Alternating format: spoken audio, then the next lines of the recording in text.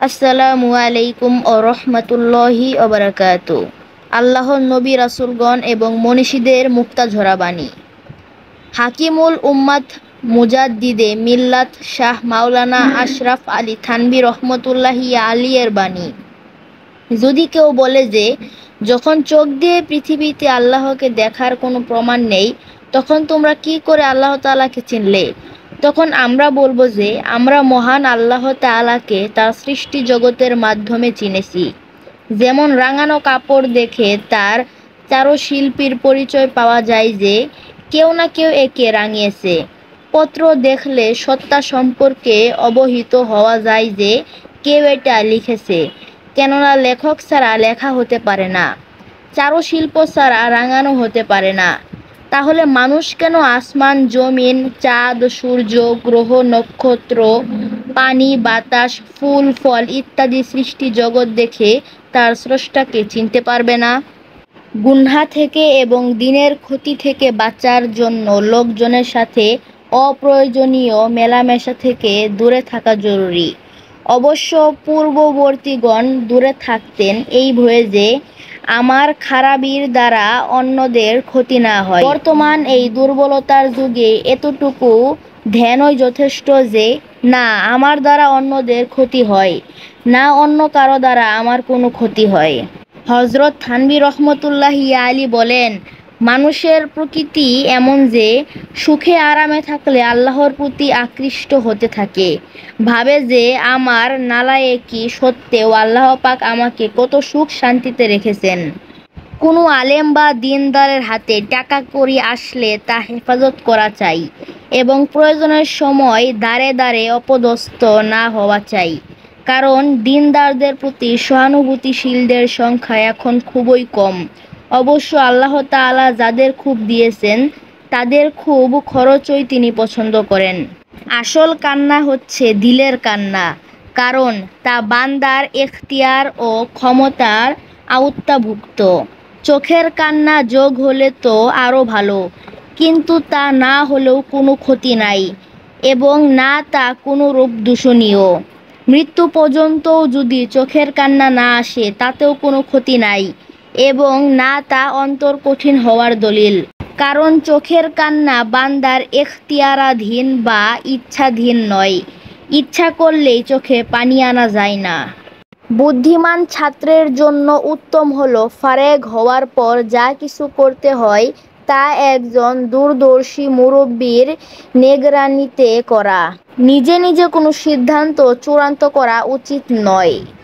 সাধারণ মুসলমানদের তাওয়াক্কুল হচ্ছে প্রয়োজনীয় আসবাবপত্র ও উপকরণ অবলম্বন করে এর উপকারিতা ও ফলাফলকে আল্লাহর হাতে ন্যস্ত করে দেওয়া। এটি সুন্নত তরিকারই অন্তর্ভুক্ত। প্রিয় নবী সাল্লাল্লাহু আলাইহি ওয়াসাল্লাম তার স্ত্রীদের জন্য 1 বছরের খরচের ব্যবস্থার মাধ্যমে উম্মতের জন্য তাওয়াক্কুলের পথকে সহজ করে দিয়ে গেছেন। তবে যারা আসবাবের ঊর্ধ্বে তাওয়াক্কুল রাখেন সেটি তাদের অনেক খাস মর্তবা। প্রিয় নবী সাল্লাল্লাহু আলাইহি ওয়াসাল্লামের জীবনে তাদের জন্য নমুনা রয়েছে। তবে লক্ষণীয় যে অন্তরে অবশ্যই এই বিশ্বাস রাখতে হবে যে স্বয়ং আল্লাহ পাকই পালেন। সাধারণত তিনি আসবাবের পর্দায় পালেন, যদিও তিনি কোনো আসবাব ছাড়াই পালতে সক্ষম। মনের অন্যায় চাহিদা দমন করতে পারলেই হকের সন্ধান পাওয়া সম্ভব। ইলম হচ্ছে সত্যিকার বন্ধু, আর বুদ্ধি তার সহচর, কর্ম তার পথ প্রদর্শক, অধ্যবসায় তার উজির, ধৈর্য তার সেনাপতি, বিনয় ও ভদ্রতা তার সন্তান। ছাত্রদেরকে কোনো ধরনের সংগঠন ও সভা সমিতিতে অংশগ্রহণের অনুমতি কখনো কোনো ক্রমেই দেওয়া উচিত নয়। এটা তাদের জন্য মারাত্মক ক্ষতির কারণ। অবসর থাকার চেয়ে কাজে লিপ্ত থাকা উত্তম, যদিও তা দুনিয়াবি কোনো কাজ হয়, আর এতেই রয়েছে নিরাপত্তা। কারণ মানুষ অবসর থাকলে শয়তান তাকে বিভিন্ন রকমের খারাপ কাজের কুমন্ত্রণা দেয়। যে জ্ঞান আজ তোমাকে গুনহা থেকে বিরত রাখতে পারে না, সে জ্ঞান তোমাকে আখিরাতে দুজকের আগুন থেকেও বাঁচাতে পারবে না। একজন মহিলা সুন্দর হওয়ার চাইতে বেশি প্রয়োজন তার চরিত্রবান হওয়া। আল্লাহ তাআলার নিয়ামত পেয়ে গর্বিত হওয়ার নাম অহংকার। তবে এই নিয়ামতকে আল্লাহ তাআলার বিশেষ দান মনে করে নিজের অযোগ্যতার কথাটা স্মরণ করার নাম শুকর। প্রকৃত জ্ঞানী লোকেরা কথা কম বলে কিন্তু কাজ করে অনেক বেশি। কোরআন শরীফ শুদ্ধ করে পড়ুন। কোরআন শরীফকে সম্মান করুন। কোরআন শরীফের বাহককে সম্মান করুন। তাহলে তোমাদের কোনো অভাব থাকবে না। জীবনের সেই মুহূর্তগুলো কি কাজে আসবে যা কারো খেদমত ও কল্যাণে ব্যয় হবে না? যদি কারো খেদমতে জীবন অতিক্রান্ত হয় তবেই আমি ধন্য। জ্ঞান মুমিনের হারানো সম্পদ, যেখানেই পাবে সেখান থেকেই তা সংগ্রহ করবে। হে উঁচু অট্টালিকায় অবস্থানকারী, সতর্ক হও। অতি সত্বর তোমাকে মাটিতে দাফন করা হবে। আখেরাতের তুলনায় এ দুনিয়ার জগৎ অতি অল্প এবং কবরই হলো আমাদের প্রত্যাবর্তন স্থল। যে ব্যক্তি নফসের গাড়ে এক পা রাখতে পারবে তার অপর পা হবে জান্নাতে। বন্ধু, তুমি যদি নফসের ইসলাহ চাও তবে আল্লাহ ওয়ালাদের সোহবতকে জরুরি মনে করো। আল্লামা তিবি রহমতুল্লাহি আলী-এর মূল্যবান বাণী। জ্ঞানী ব্যক্তিদের প্রথমে উচিত হলো সে যখন অন্য মুসলমান ভাইয়ের সমালোচনা করতে উদ্বুদ্ধ হয় তখন সে অপরাধ তার মাঝে আছে কিনা এটা নিরীক্ষণ করা। যদি সে তা হতে মুক্ত হয় তবে সে ব্যাপারে অন্যের সমালোচনা করতে হতে বিরত থাকাই শ্রেয়। প্রত্যেক মানুষ অন্যের দোষই দেখে থাকে এবং নিজের দোষের ব্যাপারে সে হয় অন্ধ। তুমি সেই মহান সত্তার কাছে শির অবনত করো যিনি চিরঞ্জীবী এবং যিনি অক্ষয় প্রভুত্বের অধিকারী। কেননা তুমি যদি এখন আমার মর্যাদা ও সম্মানের অভিভূত হয়ে আমাকে সেজদা করো, কিন্তু আমি যখন কবরবাসী হব তখন আমি আমার প্রভাব হতে বিরত থাকব, তখন সেজদা করার প্রয়োজন বোধ হবে না। সুতরাং অস্থায়ী বস্তুর প্রভাবে প্রভাবিত না হয়ে সর্বদা চিরঞ্জীব সত্তা আল্লাহ তাআলার কাছেই মাথা অবনত করবে। ইমাম আবু আবদুল্লাহ শামসুদ্দিন ইবনে কাইয়ুম জাওজি রহমতুল্লাহি আলী-এর বাণী। প্রবৃত্তির বিরুদ্ধে জিহাদের স্তর চারটি। ১. সত্য দিন বা ইসলাম শিক্ষা গ্রহণ করা। ২. দিন শিক্ষা গ্রহণের পর তা নিজের জীবনে বাস্তবায়ন করা। ৩. নিজে যা শিক্ষা গ্রহণ করেছে তা অন্যকে শিক্ষা দেওয়া। ৪. ইসলামের বিধানকে তুলে ধরতে গিয়ে কোনো বিপদ আসলে ধৈর্য ধারণ করা ও কষ্ট স্বীকার করা। শয়তানের বিরুদ্ধে জিহাদের স্তর দুইটি। ১. দিন সম্পর্কে যে কোনো ধরনের সন্দেহ সংশয় দূর করা। ২. কুপ্রবৃত্তিকে প্রতিরোধ করা। কাফির ও মুনাফিকদের বিরুদ্ধে জিহাদের স্তর চারটি। ১. অন্তর দিয়ে কুফরি ও নেফাকের কাজটিকে ঘৃণা করা। ২. মুখের কথা দ্বারা তা প্রতিরোধ করা। ৩. এ পথে সম্পদ ব্যয় করা। ৪. নিজের জীবন আল্লাহ তাআলার রাস্তায় উৎসর্গ করা। দুটি জিনিস অন্তরকে বন্ধ করে দেয়। ১. অলসতা, ২. গুনহা। আর দুটি জিনিস তা থেকে শূন্য করে। ১. ক্ষমা প্রার্থনা, ২. রিজিক। ৩ জিনিস শরীরকে অসুস্থ করে। ১. কথা বেশি বলা, ২. অধিক নিদ্রা যাওয়া, ৩. অতিরিক্ত পানাহার করা।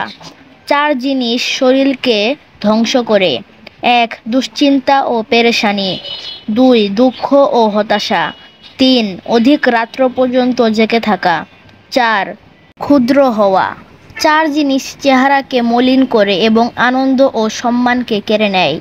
১. মিথ্যা বলা, ২. অহংকার করা, ৩. জ্ঞান ছাড়া অতিরিক্ত প্রশ্ন করা, ৪. লজ্জাহীনতা ও অশ্লীলতা। ৪ জিনিস আনন্দ ও সম্মানকে ফিরিয়ে আনে। ১. তাকওয়া, ২. সত্যবাদিতা, ৩. আত্মসম্মান, ৪. দানশীলতা। ৪ জিনিস রিজিক বৃদ্ধি করে। ১. রাত জেগে তাহাজ্জুদের নামাজ আদায় করা, ২. সূর্যোদয়ের পূর্বে অধিক পরিমাণে আল্লাহর জিকির করা, ৩. নিয়মিত দান করা, ৪. দিনের শুরু ও শেষে আল্লাহর জিকির করা। ৪ জিনিস রিজিক কমিয়ে দেয়। ১. সকালবেলা ঘুমিয়ে থাকা, ২. নামাজের ত্রুটি বা কম করা, ৩. অলসতা করা, ৪. প্রতারণা ও বিশ্বাসঘাতকতা করা। শাইখুল ইসলাম রশিদ আহমদ গাঙ্গুহি রহমতুল্লাহি আলী-এর বাণী। যেসব লোক আলেমগণকে তুচ্ছ তাচ্ছিল্য ও অপমানিত করে, জনসম্মুখে হেয় প্রতিপন্ন করার উদ্দেশ্যে তাদের সমালোচনা করে, তাদের মুখ কেবলার দিক থেকে ফিরিয়ে নেওয়া হয়। কাহারও সন্দেহ থাকলে পরীক্ষা করে দেখতে পারেন। হযরত গাঙ্গুহি রহমতুল্লাহি আলী বলেন, ইলমে নাফে অর্জন করার জন্য শর্ত 4টি। 1. ফাহমে কামেল তথা পরিপূর্ণ বুঝ, কারণ কোরআন হাদিসের বুঝটা পরিপূর্ণ না থাকলে গুমরাহ হওয়ার আশঙ্কা রয়েছে। 2. একিনে কামেল, যে ইলম শিখেছি তার উপর শতভাগ একিন থাকা জরুরি যে আমার এই ইলম সর্বোত্তম ইলম, আমি এই ইলম দ্বারা দুনিয়া ও আখেরাতে কামিয়াব হব। 3. আজমে কামেল তথা পাক্কা এরাদা, অর্থাৎ যে ইলম শিখব তার উপর পরিপূর্ণ আমল করব। 4. মুজাহাদায়ে কামেল, পরিপূর্ণ মুজাহাদা, অর্থাৎ ইলম অর্জনের জন্য জীবনের সব কিছু ত্যাগ করে রাত দিন 24 ঘন্টা এর পিছনে মেহনত করতে হবে। নিজ সামর্থ্য ও ধৈর্য ক্ষমতা অনুযায়ী কাজ করা চাই, তবে সামর্থ্য থাকা সত্ত্বেও কৃপণতা এবং কর্তব্যে অবহেলাও না করা চাই। ইমাম গাজ্জালী রহমতুল্লাহি আলী-এর মতিময় বাণী, দুনিয়াতে তুমি যেভাবেই জীবনযাপন করো না কেন একদিন তোমাকে মৃত্যুবরণ করতে হবে, এবং যাকেই বন্ধুরূপে গ্রহণ করো না কেন একদিন তাকে ছেড়ে যেতে হবে। সুতরাং যাকে ইচ্ছা বন্ধুরূপে গ্রহণ করো এবং যেমন ইচ্ছা আমল করো, কারণ তোমার আমলের প্রতিদান তোমাকেই ভোগ করতে হবে। অধিকাংশ ক্ষেত্রে দুটি জিনিসের কারণে ধর্ম বিধ্বংসী কার্যকলাপ সংঘটিত হয়ে থাকে। একটি হলো লজ্জাস্থান ও অপরটি হলো পেট। কারণ মানুষ চরম ক্ষুধার মুহূর্তে যে কোনো অবৈধ কাজ করতে দ্বিধাবোধ করে না। এমনিভাবে যৌন উত্তেজনাও মানুষকে বিপদগামী করে। বিবাহের মাধ্যমে এটা প্রশমিত হয়, যা ঈমানের পরিপূর্ণতার অর্ধাংশেরই নামান্তর। কেননা বিবাহ মানুষকে শয়তানের কুমন্ত্রণা থেকে রক্ষা করে, কামোত্তেজনাকেও নির্বাপন করে, চক্ষুকে অবনত রাখে। যে ব্যক্তি অনুতপ্তের আগুনে দগ্ধ হয় সে অবশ্যই দোজখের আগুন থেকে মুক্তি লাভ করবে। যে ব্যক্তি গান বাদ্যের দ্বারা মানুষকে একত্রিত করে তার সাক্ষী গ্রহণযোগ্য নয়। তুমি তোমার অধীনস্থদের কাছে যতটুকু আনুগত্যের আশা করো, আল্লাহ তাআলার প্রতি অন্তত একটু আনুগত্য হওয়ার চেষ্টা করো। দুনিয়ার কাজে মানুষ যেভাবে সম্ভাব্য লাভ হওয়া নাকে ক্ষতি বলে মনে করে, দিনের ব্যাপারেও এই ধরনের চিন্তা করা উচিত। যদি জীবনে কোনো মুহূর্ত এমন কাজে ব্যয়িত হয় যাতে কোনো উপকারিতা নেই, তাহলে নিশ্চয়ই তাতে ক্ষতিকরই শামিল। কারণ যদি তুমি সচেষ্ট হতে তাহলে এ সময়ে আখিরাতের অনেক বড় উপকার করে নিতে পারতে। তাই খুব চিন্তা ভাবনা করে জীবনের প্রতিটি মুহূর্ত সঠিক কাজে ব্যয় করো। হাদিসের জ্ঞান ভাণ্ডারে ছড়িয়ে আছে অসংখ্য অমূল্য উপদেশবাণী। সেই উপদেশবাণীর একটিও যদি তুমি পেয়ে থাকো তাহলে আমার উপদেশবাণী তোমার আর কি প্রয়োজন। আর হাদিসের জ্ঞান ভাণ্ডার থেকে একটি উপদেশবাণীও যদি তুমি না পেয়ে থাকো তাহলে বলো এই দীর্ঘ জীবনে তোমার অর্জন কি। উপদেশ চাওয়া সহজ, কিন্তু উপদেশ গ্রহণ করে আমল করা বড় কঠিন। কারণ প্রকৃতির অনুসারীদের কাছে হিতোপদেশ বড় তিক্ত, আর অন্যের কাজকর্ম খুব মধুর। তুমি আমল শূন্য হইও না এবং আল্লাহমুখিতা থেকে নিঃস্ব হইও না। আর হৃদয়ের গভীরে এই বিশ্বাস বন্ধমূল করে নাও যে শুধু ইলম কাউকেই পার করতে পারবে না।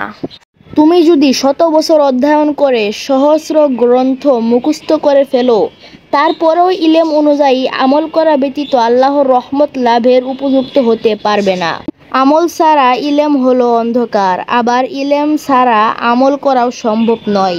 আর যে ইলম আজ তোমাকে আল্লাহর নাফরমানি হতে দূর রাখতে পারে না এবং আল্লাহর আনুগত্যের দিকে নিয়ে যেতে পারছে না, সেই ইলম তোমাকে জাহান্নাম থেকে কিছুতেই মুক্ত করতে পারবে না।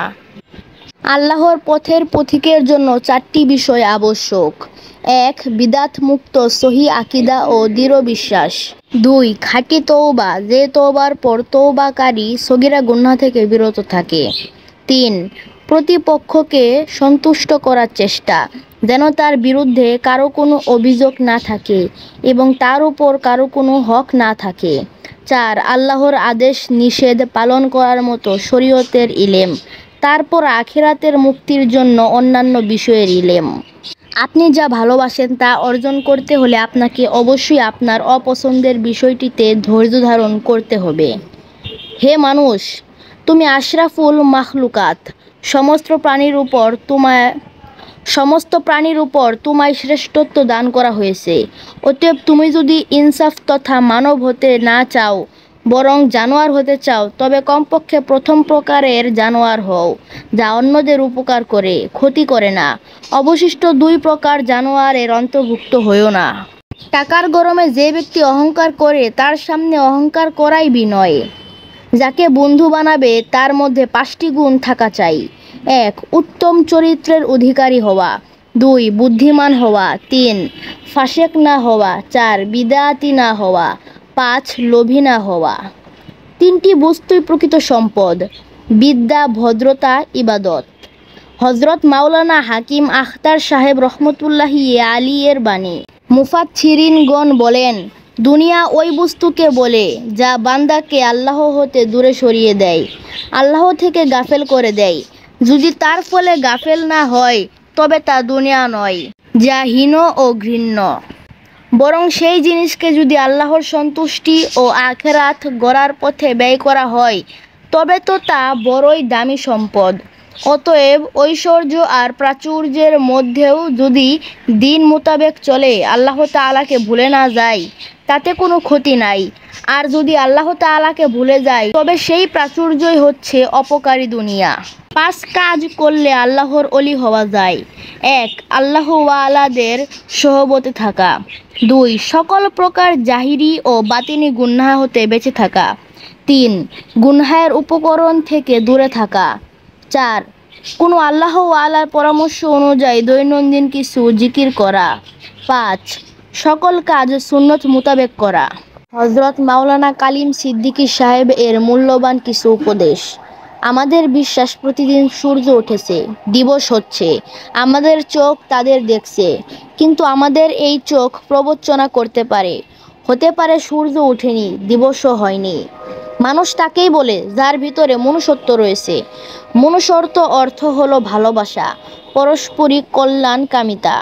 আর মানুষ তো মানুষই, তার বুকে পাথর নয়, রয়েছে শুধু অন্তর ভালোবাসা। ততক্ষণ পর্যন্ত আপনি প্রশান্তি পাবেন না যতক্ষণ না আপনি ভুল পথ ছেড়ে সঠিক পথে না আসবেন। যে শ্বাস ভিতরে প্রবেশ করলো সে শ্বাস বের হওয়ার যেমন কোনো নিশ্চয়তা নেই, তেমনি যে নিঃশ্বাস বের হলো তা প্রবেশ করারও কোনো নিশ্চয়তা নেই। তার পূর্বে জীবন শেষ হয়ে যেতে পারে। মহিউস সুন্নাহ আল্লামা মাহমুদুল হাসানের বাণী। তুমি যখন সূর্যকে পিছনে রেখে দৌড় দিবে তখন দেখবে যে তোমার নিজের ছায়া তোমার চেয়ে অনেক বড় হয়েছে। এখন যদি তুমি ওই ছায়াটির গলায় ধরতে চাও তাহলে কচ্ছিন কালেও তুমি তার গলায় ধরতে পারবে না। সারা জীবন তুমি তার পিছনেই দৌড়াতে হবে।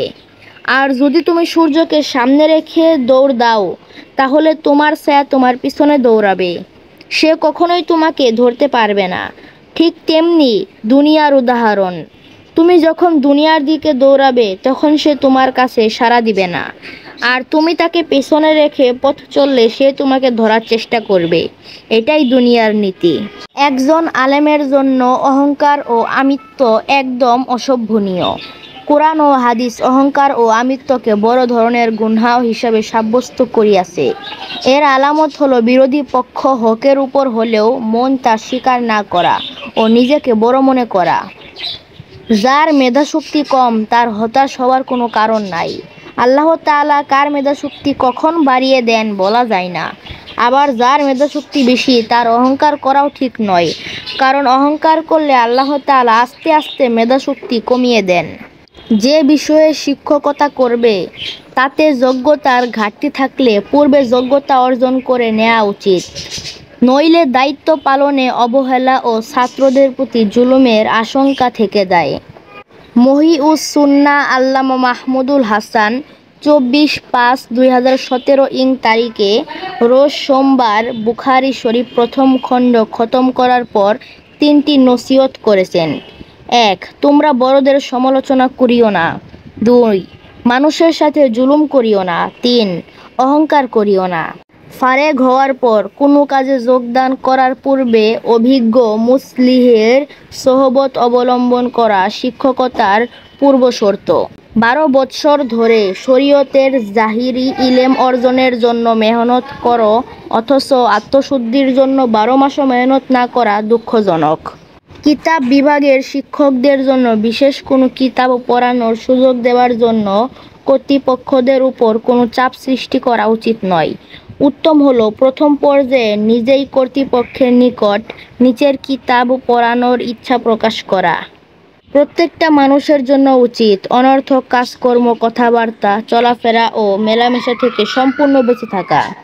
দুনিয়া ও মানুষের 3টি অবস্থা, যার শুরু দুর্বল, মধ্যখানে সবল, আবার শেষে দুর্বল। অর্থাৎ মানুষ ছোট অবস্থায় দুর্বল এবং মধ্য বয়সে সবল, আর শেষ বয়সে আবার দুর্বল হয়ে পড়ে। দুনিয়াতে জানোয়ারদের মাঝে সবচেয়ে বেশি লক্ষ্য ও উদ্দেশ্যপূর্ণ হলো মশা। অর্থাৎ মশার লক্ষ্য হলো রক্ত খাওয়া। সে রক্ত খাইতে খাইতে পেট ফুলে মারা যায়, তারপর রক্ত খাওয়া বন্ধ করে না।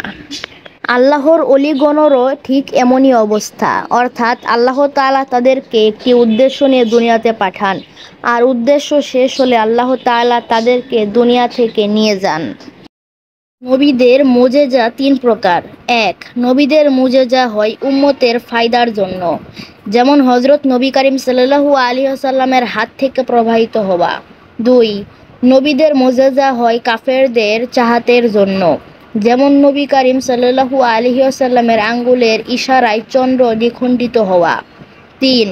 নবীদের মুজেজা হয় স্বয়ং নবীদের ফায়দার জন্য, যেমন মানুষকে দ্বীন দাওয়াত দেওয়া। একজন ছাত্রের 9টি গুণ হওয়া প্রয়োজন। 1 নম্বর ভদ্র হওয়া, 2 শক্তিশালী হওয়া, 3 মর্যাদা সম্পূর্ণ হওয়া, 4 আমানতদার হওয়া, 5 মেধাকে ভালো রাখা, 6 মনোযোগ দিয়ে পড়া, 7 যা বুঝবে তা অন্যকে বোঝানো, 8 মাঝে মাঝে উস্তাদের দিকে দেখা, 9 শয়তানি দুষ্টুমি না করা। পানি শান্ত করে মাছ ধরুন, কেননা উত্তাল পানিতে মাছ ধরা অসম্ভব। ঠিক তেমনিভাবে শত্রুকে শান্ত করে নিজের কাজ করুন, তাকে উত্তেজিত করে নয়। একজন স্ত্রী ওই সময় তার স্বামীর উপর প্রাধান্যতা অর্জন করতে পারে যখন তার স্বামীর চরিত্র ভালো হয় এবং নরম তবিয়তের অধিকারী হয়ে যায়, আর স্বামী ওই সময় তার স্ত্রীর উপর প্রাধান্যতা অর্জন করতে পারে যখন তার স্ত্রী কঠোর মেজাজের অধিকারী ও চরিত্র খারাপ হয়। যেই স্থান যেই কাজের জন্য তৈরি করা হয়েছে ওই স্থানে ওই কাজ করাই উত্তম। অন্য কোনো কাজ করা উচিত হবে না, যদিও ওই কাজটা জায়েজ হয়। যেমন মাদ্রাসা তৈরি করা হয়েছে ইলম অর্জন করার জন্য, সুতরাং সেখানে অন্য কাজ করা উচিত হবে না। যদি তোমাকে কেউ মূল্যায়ন না করে, তবে তার কাছ থেকে নিজেকে আড়াল করে রাখাই ভালো। ভেবো না তুমি মূল্যহীন, আসলে তোমাকে মূল্যায়ন করার ক্ষমতা তার কাছে নেই। তালিম তরবিয়ত ছেড়ে দিয়ে আলেমরা অন্য কোনো কাজে লাগলে তাদের ক্ষতি ছাড়া লাভ হবে না। রাজনীতিতে উলামায়ে কিরাম অন্যের থেকে সাহায্য নিতে পারে, কিন্তু অন্যের মাঝে বিলীন হতে পারে না। আপনার সময় নেই, এই অজুহাত গ্রহণযোগ্য নয়, কারণ আপনি সময় কোনো কাজে ব্যয় করবেন তা নির্ধারণের অধিকার আপনার রয়েছে। মানুষ মানুষের ভালোটা দেখে না, মন্দটাই বেশি দেখে। মানুষ আঘাত পায় এমন শব্দ ব্যবহার করা ঠিক নয়।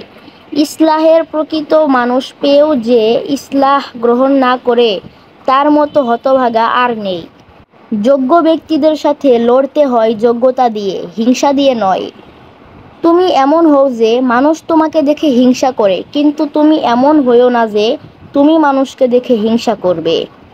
যে সময়ের হেফাজত করে না, সে তার জীবনের লক্ষ্য, উদ্দেশ্য ও উৎকৃষ্ট এর মূল্যায়ন করতে পারে না। জীবনের ছোট ছোট সমস্যায় হতাশ হইও না, কারণ জীবন একটা রাস্তার মতো, যেখানে এই সমস্যাগুলো ভাম্পারের মতো। এগুলো বড় দুর্ঘটনা থেকে বাঁচার জন্যই থাকে। মানুষ জীবনে যা কিছু করে তা তার ব্যক্তিগত চিন্তার প্রত্যক্ষ ফল, এবং তার চিন্তার মধ্য দিয়ে তার লক্ষ্য অর্জন ও জয় করে নিতে সক্ষম। সে যদি এ কথা অস্বীকার করে, তবে সে দুর্বল ও দুর্দশাগ্রস্ত থেকে যাবে। একটা যোগ চিহ্ন কিন্তু 2টি বিয়োগ চিহ্ন দিয়েই গড়া। সব নেতিবাচক ঘটনাকেই ইতিবাচকে পরিণত করা যায়, তবে শর্ত হলো জীবনে চলার পথে আত্মবিশ্বাসী থেকো। সাফল্যের সবচেয়ে বড় বাধা হলো ব্যর্থতার ভয়। তাই যখন ভয় দরজার সামনে হাজির হবে তখন সাহসকে পাঠাও দরজা খুলতে। দেখবে সাফল্য তোমার জন্য অপেক্ষা করছে। সাফল্য মানে শুধু সব থেকে ভালো হওয়া নয় এবং দৌড়টা জেতা নয়, বরং সবচেয়ে কঠিন পরিস্থিতির মুখোমুখি হয়েও দৌড়টাকে শেষ করা। হাতের সব আঙ্গুল সমান লম্বা হয় না, কিন্তু তারা যখন বেঁকে থাকে তখন সব আঙ্গুল সম উচ্চতার হয়ে যায়। তেমনি জীবনে আমাদের চলার পথও কিছুটা নমনীয় হতে হয় এবং সব পরিস্থিতি মানিয়ে চলতে হয়। যখন তোমাকে কেউ আঘাত করবে তখন তুমি মন খারাপ করো না, কারণ জেনে রাখবে যে প্রকৃতির নিয়ম এটাই যে যেই গাছে মিষ্টি ফল বেশি হয় সেই গাছে মানুষ পাথর বেশি নিক্ষেপ করে। তুমি যখন নিজেকে ধৈর্যশীল ও সহনশীল হওয়ার শিক্ষা দিবে তখন দুঃখ, কষ্ট, দুর্যোগ, দুর্বিপাক, দুর্ঘটনা সহ্য করা তোমার জন্য সহজ হয়ে যাবে। কেননা পরিতৃপ্ত হওয়ার বিপরীত হলো উদূরদর্শী হওয়া ও স্বার্থপর হওয়া। মানুষ যখন দুনিয়ার প্রকৃতি ও গুণাগুণ জানতে পারে তখন সে বুঝতে পারে যে এই দুনিয়া নীরস, প্রবঞ্চনাময় ও মূল্যহীন, এবং সে পুরোপুরি বুঝতে পারে যে এটাই হলো দুনিয়ার আসল পরিচয়। জীবন, স্বাস্থ্য, শ্রবণ ও দর্শন শক্তি, দু হাত, দু পা, পানি, বায়ু, খাদ্য, এগুলো হলো এই পৃথিবীর দর্শন সাধ্য ও দৃশ্যমান নেয়ামত। কিন্তু সর্বোত্তম নেয়ামত হলো ইসলাম ও হিদায়াত। বেদায়াতের মহল ইবাদত নয়, বেদায়াতের মহল হলো আদাত, অর্থাৎ একটি মুস্তাহাব আমল। যেমন কোরআন শরীফ তেলাওয়াত করা।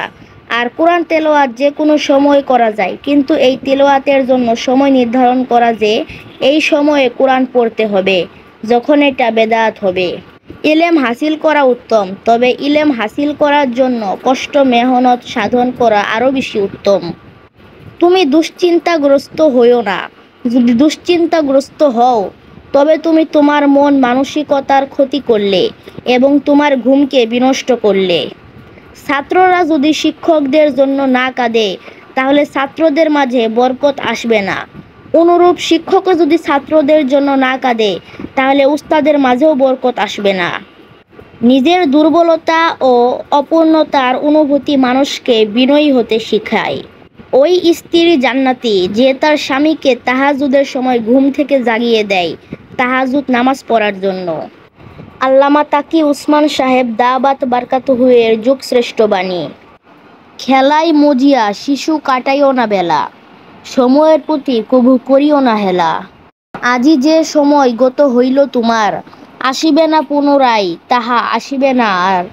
তাই বলি বৃথা কাল করিও না ক্ষয়, আপন আপন কাজ করো থাকিতে সময়। কোনো মানুষই অমর নয়, মৃত্যু আসবেই, আর মৃত্যুর সাথে সাথেই ভালো মন্দ সব ক্রিয়া বন্ধু হয়ে যায়। তাই মৃত্যু আসার পূর্বেই জীবনকে মূল্যায়ন করো। বন্ধুত্ব কাচের মতো যত্ন সহকারে রাখতে হয়, কারণ কাচ যেমন একবার ভেঙে গেলে জোড়া লাগানো কঠিন, আর যদি জোড়া লাগানোও যায় তবে ভাঙা চিহ্নটা রয়েই যায়। বন্ধুত্ব মানে শুধু কারো দোষ ভুলিয়ে দেওয়া নয়, বরং সেটা ক্ষমা করে দেওয়া। শুধু কিছু শুনে যাওয়া নয়, বরং সেটা বোঝার চেষ্টা করা। শুধু দেখা নয়, বরং সেটাকে অনুভব করা। কাউকে চলে যেতে দেওয়া নয়, বরং তাকে আগলে রাখা। একজন পুরুষ ভাগ্যবান যদি সে একজন নারীর প্রথম ভালোবাসা হয়, অর্থাৎ স্বামী হয়, আর একজন নারী ভাগ্যবান হয় যদি সে একজন স্বামীর অন্তিম ভালোবাসা হয়। বন্ধুত্ব আর গোলামের মধ্যে সবচেয়ে বড় পার্থক্য হলো এমন, গোলাম ফোটে ক্ষণিকের জন্য আর বন্ধুত্ব হলো চিরস্থায়ী। এখন যা বুঝে আসে তাই লিখে ফেলো, পরবর্তীতে ভুল প্রমাণিত হলে প্রত্যাহার করে নিও। যদি চাও যে আমার কাজটি একেবারেই ত্রুটিমুক্ত ও নির্ভুল হোক তাহলে আর কাজই হবে না। আল্লামা উবাইদুর রহমান খান নদভী রহমতুল্লাহি আলাইহির মতিময় বাণী। একজন মানুষ যখন তার চিন্তা, বিশ্বাস, আমল, আখলাক নিয়ে উদ্বিগ্ন হয় তখন তার সামনে একটি পথ, একজন যোগ্য শায়েকের শরণাপন্ন হওয়া। কামেল শায়েকের তত্ত্বাবধান ছাড়া পূর্ণ মনুষ্যত্ব ও কাঙ্ক্ষিত মানবিক গুণাবলী অর্জন করা খুবই কঠিন।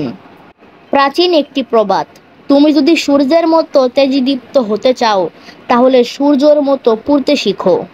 সফল মানব জীবনে আল্লাহর কাছে চোখের পানি ফেলার গুরুত্ব সীমাহীন। যদি সকলের সাথে থাকার কারণে নীরবে কান্না করার পরিবেশ পাওয়া না যায় তাহলে মসজিদের কোনায়, ভুবনের ছাদে, অন্যথায় কোনো নীরব নির্জন পরিবেশে গিয়ে হলেও তা করতে হবে।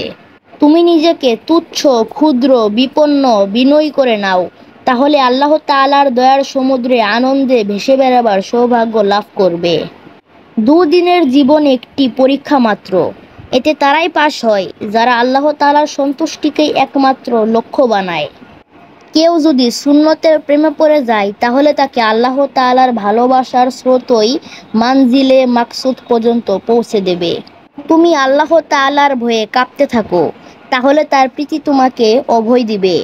আখেরাতের চিন্তায় অস্থির সময় কাটাও, তাহলে তার ক্ষমা ও করুণার বাণী তোমার হৃদয়ে সান্ত্বনার পরশ বোলাবে।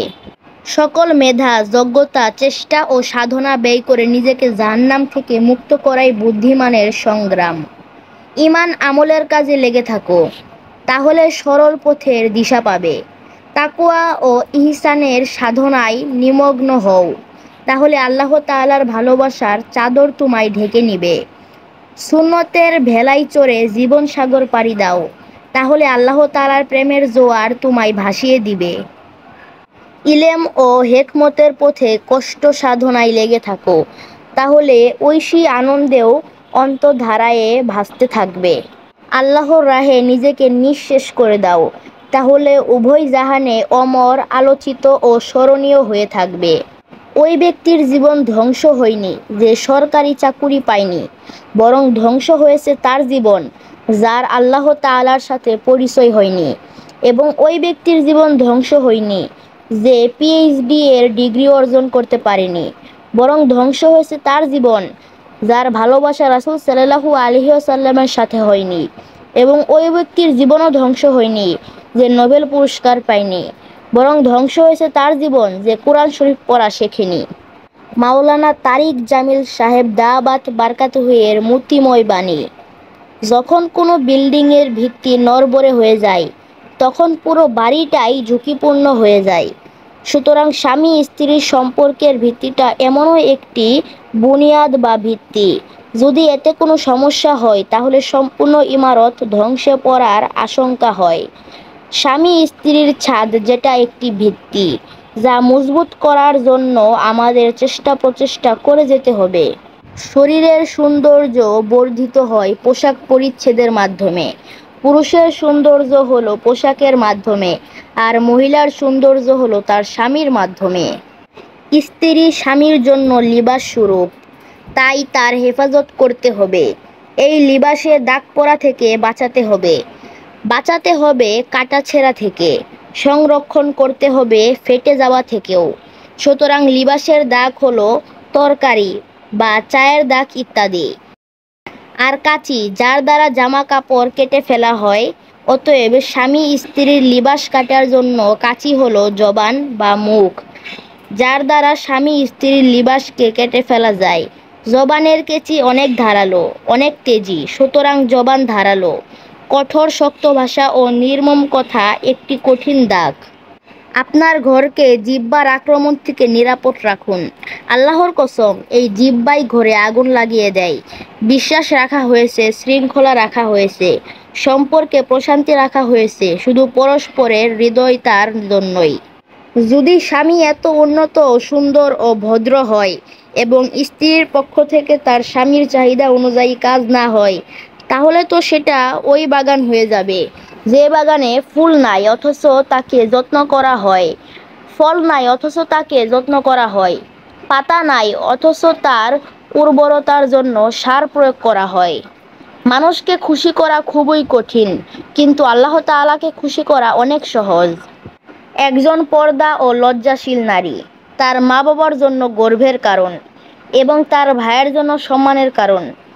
এমন নারী তার স্বামীর জন্য সম্পদ ও তার সন্তানদের জন্য আদর্শ মা। এই দুনিয়াটা হলো একটা পথ মাত্র। এই পথ পাড়ি দিয়ে আমাদেরকে সামনে এগিয়ে যেতে হবে। কেউ আজ যাবে আর কেউ কাল যাবে। আমরা শখে স্বপ্নে যাই কিছু কুড়াচ্ছি তা এখানে রেখে যেতেই হবে।